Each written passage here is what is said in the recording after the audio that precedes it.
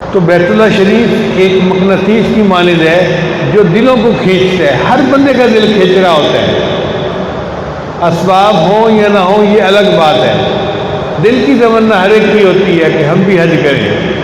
چنانچہ شروع زمانے میں اپنے حضرت کی خدمت میں عرض کرتا تھا کہ حضرت آپ دعا کریں میں بھی حج پہ جاؤں۔ اس وقت تک ابھی حج کے راستے نہیں کھلے تھے۔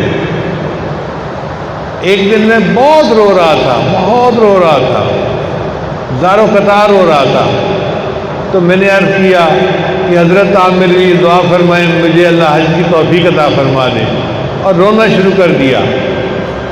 اور حضرت ہنس رہے ہیں، مسکرا رہے ہیں، اور مجھے کہہ رہے ہیں ہاں میں تیرے لیے دعا کروں گا، میں تیرے لیے دعا کروں گا۔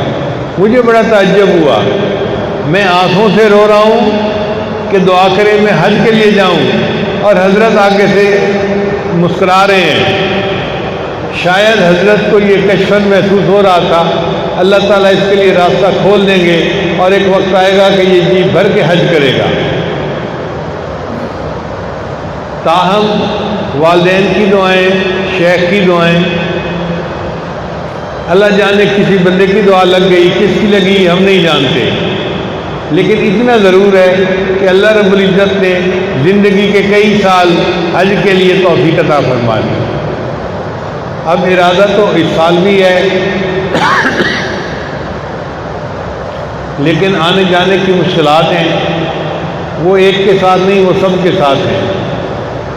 اللہ کو منظور ہوا تو انشاءاللہ ہو جائے گا، اور اگر کوئی رکاوٹ ہوئی تو حج کے لیے جو تڑپیں گے تو کئی حجوں کا ثواب اللہ عطا فرما دیں گے۔ اس لیے ان دنوں میں حج کے لیے دعائیں مانگیں، اللہ کے سامنے روئیں، یا اللہ مجھے بھی اپنے گھر کا دیدار عطا فرما، مجھے بھی توفیق عطا فرما، میں جاؤں اور تیرے گھر کا دیدار کروں۔